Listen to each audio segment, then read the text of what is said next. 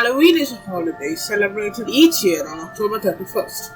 The tradition originated with the ancient Celtic festival of Samhain, when the people would light the bonfires and wear costumes to ward off ghosts. In the 18th century, Pope Gregory III designated November 1st as a time to honor all saints. Soon, All Saints' Day incorporated some of the traditions of Samhain. The evening before was known as All Hallows' Eve, and later Halloween. Over time, Halloween evolved into a day of activities like trick-or-treating, carving jack-o'-lanterns, festive gatherings, donning costumes, and eating sweets. This day marked the end of summer and the harvest at the beginning of the end of dark, cold winter, a time of year that was often associated with human death. Celts believed that on the night before New Year, the boundary between the worlds of living and dead would become blurred.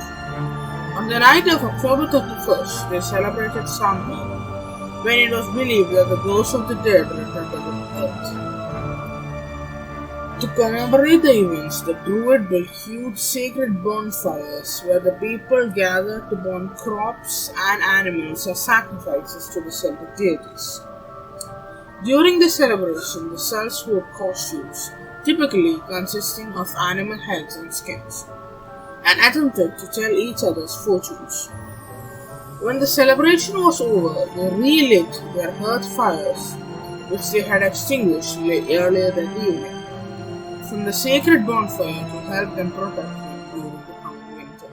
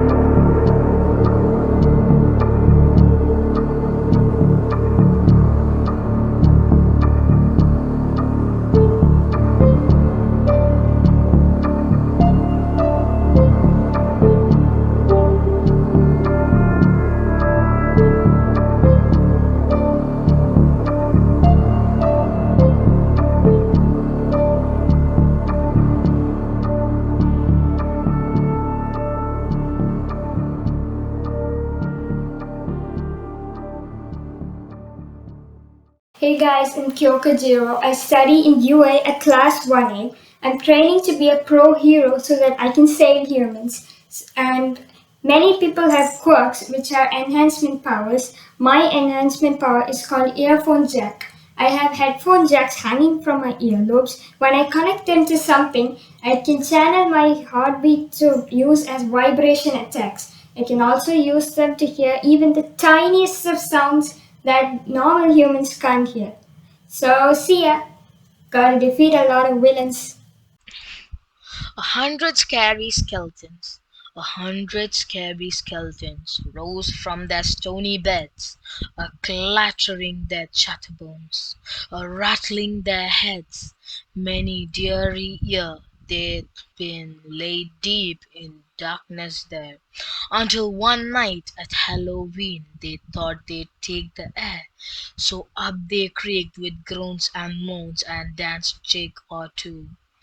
While through their scattered chatterbones the evening breezes blew, but what a noise of knocking knees and crack of head on head came wafting on the midnight breeze, enough to wake the dead. Thank you and have a marvelous day.